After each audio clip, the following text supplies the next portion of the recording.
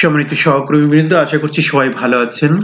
প্রধান শিক্ষকগণের লিডারশিপ প্রশিক্ষণ নিয়ে আমাদের নির্ধারিত যে আলোচনা, আমরা আইসিটি ট্রেনিং ফর অল চ্যানেলের পক্ষ থেকে প্রতিটি অধিবেশন করে দিচ্ছি এবং দেশের অসংখ্য শিক্ষক প্রশিক্ষক এই টিউটোরিয়ালগুলো থেকে অনেক উপকৃত হচ্ছেন বলে আমাদেরকে জানিয়েছেন। তারই ধারাবাহিকতায় আজকে আমরা দিন ৮ অধিবেশন ২ নিয়ে আলোচনা করব। আমাদের অধিবেশনের শিরোনাম হচ্ছে শিখন শেখানো কার্যক্রমে আইসিটি ব্যবহারের নেতৃত্ব। আমরা জানি আমাদের বর্তমান যুগ হচ্ছে প্রযুক্তির যুগ এবং শিক্ষায় প্রযুক্তি ব্যবহার করে শিক্ষাকে কতটা সহজলভ্য করা যায়, শিক্ষার্থীদের কাছে কতটা সুন্দর করে আকর্ষণীয়ভাবে উপস্থাপন করা যায়, সেজন্যই মূলত আমাদের প্রাথমিক শিক্ষা স্তর থেকে আমাদের কার্যকর শ্রেণী পাঠদানে প্রযুক্তির ব্যবহার নিশ্চিত করা দরকার। কি থাকছে এই অধিবেশনের শিক্ষণফল আমরা একটু দেখে নেই। শিখন শেখানো কার্যক্রমে আইসিটি ব্যবহারের গুরুত্ব ব্যাখ্যা করতে পারবেন।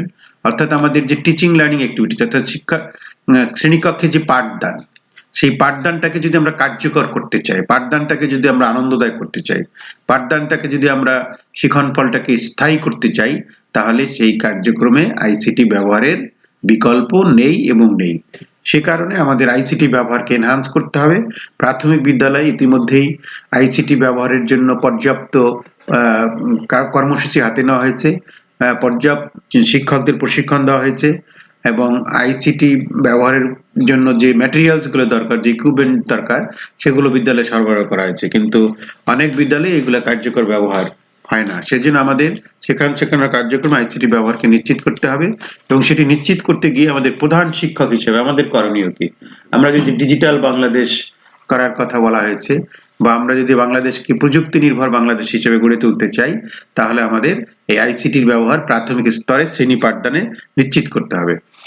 কারণ শ্রেণী পাঠদানকে অধিকতর আকর্ষণীয় করার জন্য আইসিটি ব্যবহারের মাধ্যমে সেটি করা যায়। এই হচ্ছে আমাদের শিখন ফল।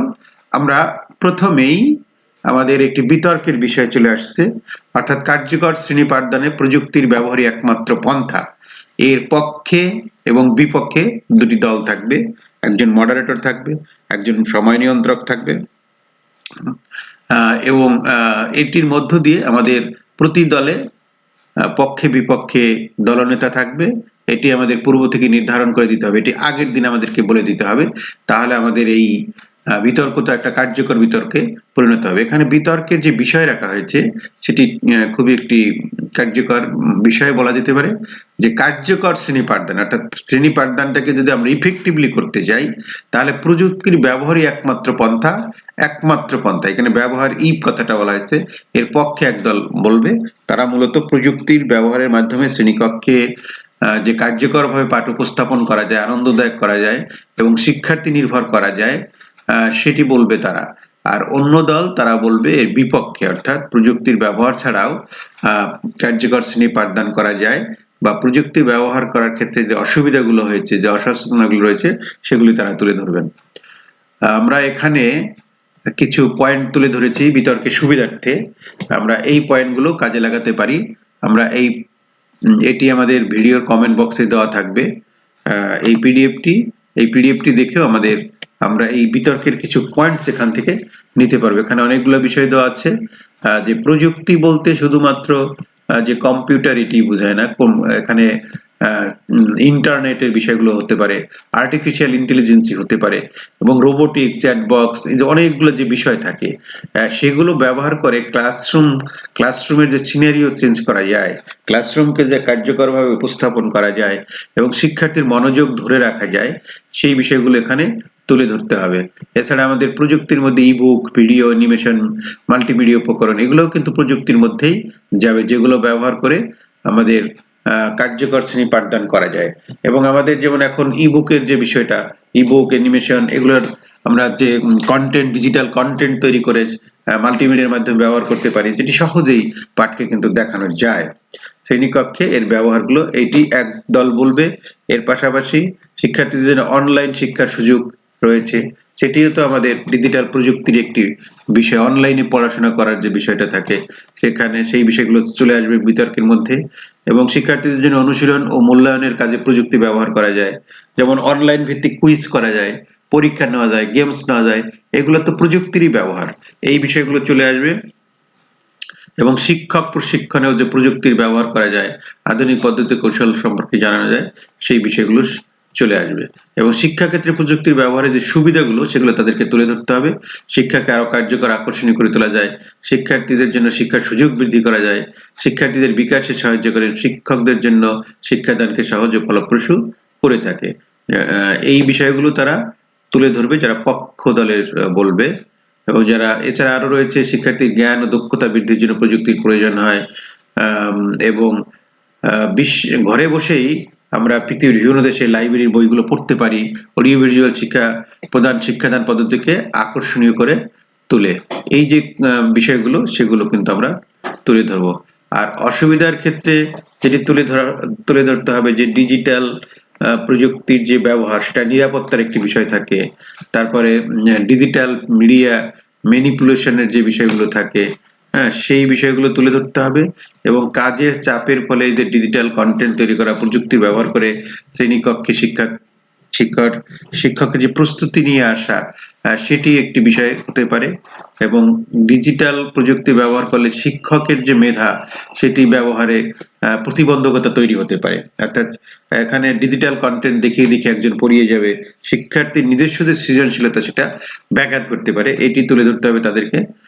এবং অতিমাত্রায় প্রযুক্তি নির্ভরশীলতার ফলে শিক্ষার্থীর চোখে সমস্যা হতে পারে, মেধার অপব্যবহার হতে পারে, দক্ষতা বা কর্মক্ষমতা বৃদ্ধি পেতে পারে।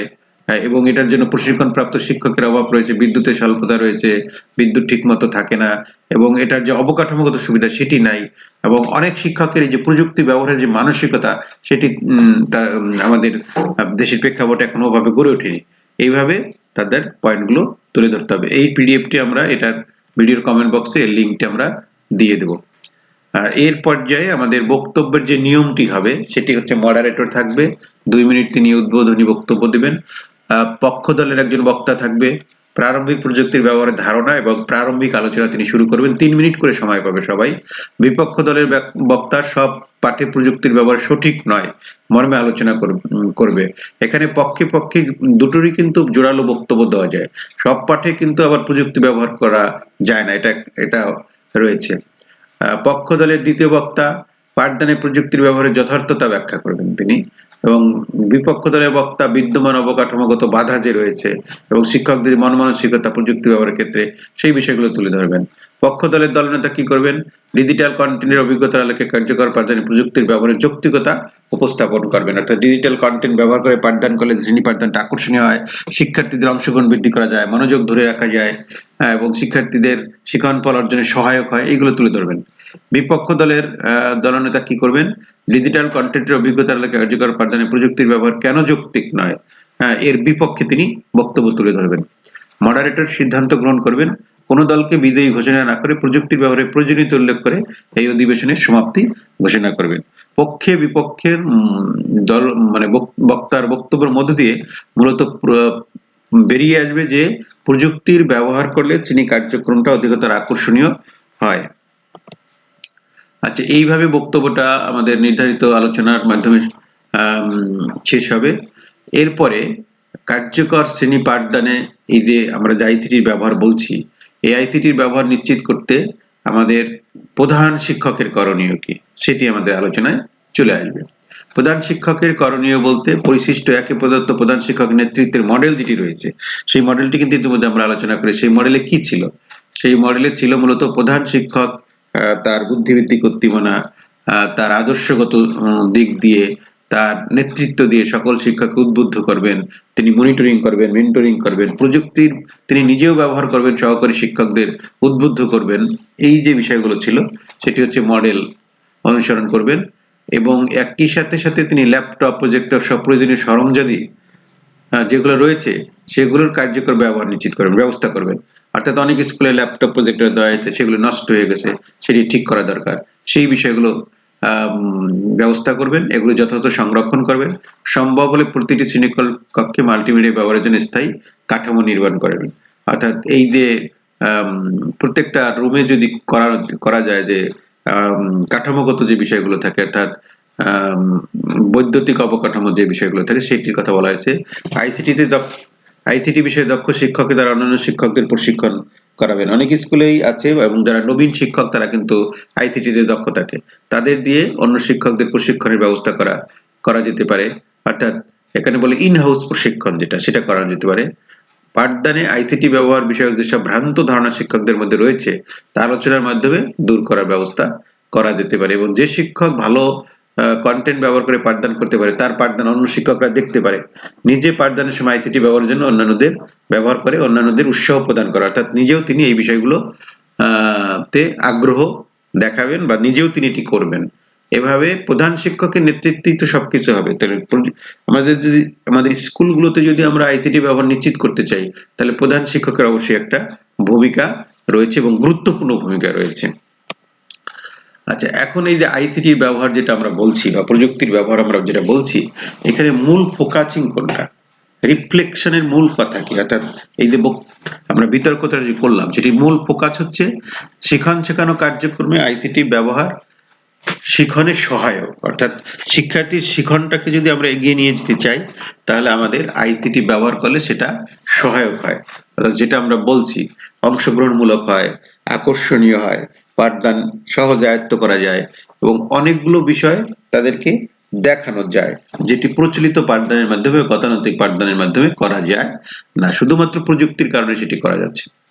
আইসিটির প্রয়োগ বা ডিজিটাল কন্টেন্ট বলতে গতানুগতিক পিপিটি কে বোঝায় না। পিপিটি কি?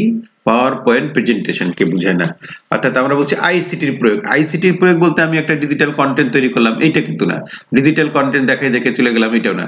আইসিটির প্রয়োগ বলতে অনেক কিছু বোঝায়। এখানে ইন্টারনেটের ব্যবহার বোঝায়, এআই এর যে ব্যবহার, হ্যাঁ, অর্থাৎ কৃত্রিম বুদ্ধিমত্তা ব্যবহার করে যে পাঠদানের ক্ষেত্রে বৈচিত্র্য আনা যায় সেটি বোঝায়।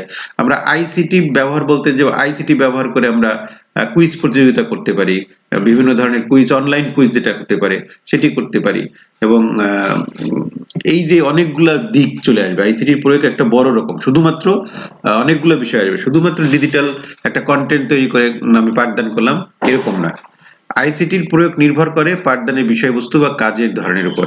এখন অনেক পার্ট আছে যেগুলো পার্ট রয়েছে যেগুলো মূলত আমাদের বাস্তবে দেখাতে হয়, সেক্ষেত্রে আইসিটি ব্যবহার কার্যকর হতে পারে না, বা আমাদের পাঠে কোন ধরনের কাজ রয়েছে সেটি যদি বাস্তবের নিরিখে করতে হয় তাহলে সেখানে আমাদের আইসিটির প্রয়োগটা ওভাবে হবে না। সেই জন্য এইটাই বলছে পাঠদানের বিষয়বস্তুটা কি, কন্টেন্টটা কি, অর্থাৎ কোন বিষয়ের উপর পাঠদান হবে এবং কোন কাজ আমরা করব, কাজের ধরন কি কি আছে, ওখানে সেখানে কৌশল কি কি আছে, সেই বিষয়গুলোর উপরেই এটা নির্ভর করে। আমাদের এখন গতানুগতিক কিছু এখানে প্রশ্ন রয়েছে, যে প্রশ্নগুলো সচরাচর আমাদের শিক্ষকগণ করে থাকেন, যে পাঠদানে আইসিটি ব্যবহার বলতে শুধুমাত্র পাওয়ার পয়েন্টের ব্যবহার কি বোঝায় কিনা। অবশ্যই না। একটি ক্লাসের পুরো সময় জুড়ে আইসিটি কন্টেন্ট ব্যবহার করতে হবে কিনা। এই প্রশ্নগুলো কিন্তু কমন প্রশ্ন। শুধুমাত্র একটি ছবি কন্টেন্ট হিসেবে ব্যবহার হতে পারে কিনা, শুধুমাত্র একটি ভিডিও আইসিটি কন্টেন্ট হিসেবে ব্যবহার হতে পারে কিনা, একটি পাঠের কোন পর্যায়ে আইসিটি কন্টেন্ট ব্যবহার করা যায়। এই প্রশ্নগুলো সাধারণ প্রশ্ন। কন্টেন্ট ব্যবহারকারীকে নিজেই কন্টেন্ট তৈরি করতে হবে কিনা, সে কি নিজেই কন্টেন্ট তৈরি করবে। কন্টেন্ট ব্যবহার করার সময় শিক্ষকের পরিচয় পাওয়ার পয়েন্টে দেখাতে হবে কিনা বা শিখন পর লিখতে হবে কিনা, এই যে বিষয়গুলো থাকে, এই প্রশ্নগুলো কমন প্রশ্ন। এই প্রশ্নগুলোর উত্তর নিয়ে আমরা এখন আলোচনা করব। প্রথম যে প্রশ্নটি ছিল পাঠদানে আইসিটি ব্যবহার বলতে শুধুমাত্র পাওয়ার পয়েন্টের ব্যবহারকে বোঝায় কিনা, শুরুতেই কিন্তু আমরা এটা বলেছিলাম এটা শুধুমাত্র একটা পাওয়ার পয়েন্ট ব্যবহার করে করব সেটা না। আইসিটি ব্যবহার বলতে শুধু পাওয়ার পয়েন্টের ব্যবহারকে বোঝায় না, পাওয়ার পয়েন্ট ছাড়াও এক বা একাধিক ছবি, অডিও, ভিডিও আইসিটি কন্টেন্ট হিসেবে ব্যবহৃত হয়। এইসব ছবি বা ভিডিও পাওয়ার পয়েন্ট ইনসার্ট না করেও ব্যবহার করা যায়, অর্থাৎ আমি শুধু পাওয়ার পয়েন্টে ছবিগুলো ইনসার্ট করে দিলাম ভিডিও, সেটি ছাড়াও আমরা অন্যভাবে এটি ব্যবহার করতে পারি। এছাড়া আমরা বলেছিলাম যে অনলাইন ভিত্তিক কুইজ, তারপরে আমাদের এআই, বা এআই এর ব্যবহার, এই কৃত্রিম বুদ্ধিমত্তার প্রয়োগ সহ ইন্টারনেটের যে ব্যাপক ভিত্তিক ব্যবহার আছে সেটিও কিন্তু আইসিটির ব্যবহারের মধ্যে আসবে। শুধুমাত্র পাওয়ার পয়েন্ট ভিত্তিক ব্যবহারটাই হবে না এখানে। একটি ক্লাসের পুরো সময় জুড়ে আইসিটি কন্টেন্ট ব্যবহার করতে হবে কিনা। অনেক শিক্ষকই সাধারণ প্রশ্নটা করে থাকেন। আমি কি ডিজিটাল কন্টেন্ট ব্যবহার করেই পাঠদান করে চলে যাব? না, অবশ্যই না। আরেকটা জিনিস আমাদেরকে মনে রাখতে হবে, ডিজিটাল কন্টেন্ট যেটি আমি ব্যবহার করে পাঠদান করব বা করার কথা আমরা বলছি, সেটি কিন্তু শিক্ষকের সৃজনশীলতাকে ব্যাহত করে না। শিক্ষককে শিক্ষককে রিপ্রেজেন্ট করে না, অর্থাৎ শিক্ষককে ডিজিটাল কন্টেন্ট দেখাই দেখে শিক্ষক চলে যাবেন সেটা কিন্তু না। এইখানে ডিজিটাল কন্টেন্ট একটি শিক্ষা উপকরণ মাত্র, অর্থাৎ এখানে ডিজিটাল কন্টেন্ট আমার পাঠদানের ক্ষেত্রে কিছু ভ্যালু অ্যাড হবে, আমার শিক্ষার উৎকর্ষতা সাধন করবে। ঠিক আছে, আমার আরেকটি বিষয় হচ্ছে ডিজিটাল কন্টেন্ট আমি দেখাবো, একই সাথে আমাদের মানে বোর্ডের ব্যবহার করতে হবে, দলীয় কাজ করতে হবে, অনেকগুলো কাজ কিন্তু রয়েছে। যখন আমার ডিজিটাল কন্টেন্ট বা ওই ছবিটা দেখানোর প্রয়োজন হবে বা ভিডিওটি দেখানোর প্রয়োজন হবে বা অ্যানিমেশনটি দেখানোর প্রয়োজন হবে, তখন আমি প্রজেক্টর ব্যবহার করব। আদারওয়াইজ আমাদের অন্যান্য কাজগুলোই করতে হবে। অর্থাৎ ক্লাসের পুরো সময় জুড়ে যে ডিজিটাল কন্টেন্ট ব্যবহার করবো এরকম কোনো প্রয়োজন নেই। প্রয়োজন অনুযায়ী স্বাভাবিক ক্লাসের মাঝে অল্প সময়ের জন্য কন্টেন্ট ব্যবহার করা যেতে পারে। ধরুন আপনি আপনার স্বাভাবিক পাঠদান পরিচালনা করছেন, সেখানে বাংলার ক্ষেত্রে হতে পারে আপনি আদর্শ পাঠ দিয়েছেন, আপনি কঠিন শব্দগুলো খুঁজে বোর্ডে লিখিয়েছেন, ক্লাসের মাঝে হঠাৎ করে আপনার একটা শিক্ষার্থীদের একটি ফুলের ছবি দেখানো প্রয়োজন হলো, তখন আপনি মোবাইল বা ল্যাপটপে সেই মাল্টিমিডিয়ার সাহায্যে সেই ছবিটি দেখাবেন। তাহলে আমাদের পুরো ক্লাস জুড়ে যে ডিজিটাল কন্টেন্ট দিয়ে পাঠদান করে চলে যাবো সেটি কিন্তু নয়। শুধুমাত্র একটি ছবি কন্টেন্ট হিসেবে ব্যবহার হতে পারে কিনা, অনেক ক্ষেত্রে একটি ছবি অনেক কিছু হতে পারে, একটি ছবির মাধ্যমে পাঠের অনেকগুলো বিষয় চলে আসতে পারে, অবশ্যই হতে পারে। স্বাভাবিক পাঠের প্রয়োজন হিসেবে এক বা একাধিক ছবি আমরা দেখাতে পারি। শুধুমাত্র একটি ভিডিও আইসিটি কন্টেন্ট হিসেবে ব্যবহার হতে পারে কিনা, অবশ্যই হতে পারে, কারণ একটি ভিডিওর মধ্য দিয়ে আমরা পুরো পাঠের বিষয়বস্তুকে নিয়ে আসতে পারি। একটি পাঠের কোন পর্যায়ে একটি কন্টেন্ট ব্যবহার করতে হবে এটি কিন্তু নির্দিষ্ট করে বলা যায় না। আমরা প্রাথমিক ক্ষেত্রে প্রথম দিকেও ব্যবহার করতে পারি, মানে আবেগ সৃষ্টির জন্য একটা ভিডিও দেখাতে পারি আমরা, তাই না? এটার কোনো নির্দিষ্ট পর্যায়ে এরকম বলা যাবে না। আবার উপস্থাপনের পর্যায়ে আইসিটি কন্টেন্ট ব্যবহার হতে পারে, অথবা মূল্যায়নের জন্য আইসিটি কন্টেন্টের কোনো একটা অংশ ব্যবহার করতে পারে, কোনো একটা উপস্থাপনা হতে পারে। সেজন্য যে পর্যায়ে আমাদের প্রয়োজন হোক না কেন সেখানে আমরা আইসিটি কন্টেন্ট ব্যবহার করতে পারবো। পরের যে প্রশ্নটি রয়েছে, কন্টেন্ট ব্যবহারকারী অর্থাৎ যিনি কন্টেন্ট দিয়ে পাঠদান করবেন তিনি নিজেই কি কন্টেন্ট তৈরি করতে হবে তাকে? অবশ্যই না, কারণ অন্যের তৈরি করা কন্টেন্টও সংযোজন বিয়োজন করে ব্যবহার করা যায়। আমাদের কন্টেন্ট পাওয়ার তো এখন অনেকগুলো মাধ্যম বা উপায় রয়েছে, আমাদের শিক্ষক বাতায়ন রয়েছে, তারপর অনেক ধরনের প্ল্যাটফর্ম রয়েছে, সেই জায়গাগুলোতে কিন্তু ডিজিটাল কন্টেন্ট পাওয়া যায় এবং মানসম্মত কন্টেন্ট পাওয়া যায়, সেগুলো আমরা ডাউনলোড করে সংযোজন বিয়োজন করে ব্যবহার করতে পারবো। শিক্ষক বাতায়ন থেকে এটি সহজেই করা যায়, যেটা আমি বলছি। আবার অন্য কোনো শিক্ষকের কাছ থেকেও সংগৃহীত করা যায়। বাংলাদেশে অনেক ভালো মানের শিক্ষক রয়েছে যারা ডিজিটাল কন্টেন্ট নিয়ে কাজ করছে, ডিজিটাল কন্টেন্ট তৈরি করছে এবং সেগুলো বিনিময় করছে, তাদের কাছ থেকে আমরা সংগ্রহ করতে পারি। এটি হতে পারে, আমাকে নিজেকেই যে তৈরি করতে হবে, কারণ অনেক শিক্ষক হয়তো ডিজিটাল কন্টেন্ট তৈরি করতে পারে না, কিন্তু এই প্রসেসটা শিখলে তিনি অন্যের কন্টেন্ট ব্যবহার করেও ক্লাসে পাঠদান করতে পারবে, সংযোজন বিয়োজন করে করতে পারবেন। কন্টেন্ট ব্যবহার করার সময় শিক্ষকের পরিচয় পাওয়ার কন্টেন্ট দেখাতে হবে কিনা? এটি দেখানোর প্রয়োজন নাই, কারণ আপনি তো আপনার শিক্ষার্থীর কাছে পরিচিত। আমরা এটি মূলত যখন আমরা কখন ডিজিটাল কন্টেন্ট তৈরি করা হয় কোনো প্রশিক্ষণে, সেখানে নিজের একটি পরিচয় তুলে ধরা হয়, কিন্তু প্রতিদিন শ্রেণীকক্ষে যেহেতু আমি নিজেই পাঠদান করবো, আমি তো শিক্ষার্থীর কাছে পরিচিত, তাই এটা দেখানোর কোনো প্রয়োজন নেই। শিখন ফল কি শিক্ষার্থীদের প্রদর্শন করতে হবে? এটা এটা এখন যেটি বলা হচ্ছে, একসময় কিন্তু বলা হতো শিখন ফল শিক্ষার্থীদের জন্য না, শিখন ফল হচ্ছে শিক্ষকের জন্য। কিন্তু এখন যেটি বলা হয় প্রয়োজন হলে শিখন ফল জানানো বা প্রদর্শন করা যাবে, কারণ আজকের পাঠ থেকে তারা কি শিখবে এটি তাদের জানা থাকলে ভালো, জানা থাকা দরকার আমি মনে করি। সেই জন্য আগের থেকে শিখন ফল দেখানো যেতে পারে যদি প্রয়োজন হয়। আবার অপ্রয়োজন হলে তা শিক্ষার্থীদের না জানালেও কোনো সমস্যা নেই। শিক্ষক যদি মনে করে আমরা পাঠ শেষে তাদেরকে বলবো যে আজকের পাঠ থেকে তারা কি শিখছে, শুরুতে বলবো না, সেটাও কিন্তু হতে পারে। তাহলে এই যে কমন কিছু প্রশ্ন যেটি আমরা আলোচনা করে দিলাম, এবং এই আলোচনা থেকে অবশ্যই আমরা বুঝতে পেরেছি যে ডিজিটাল কন্টেন্টের যে কমন প্রশ্ন সেগুলো উত্তর আমরা করতে পারবো। এতক্ষণ সাথে থাকার জন্য ধন্যবাদ।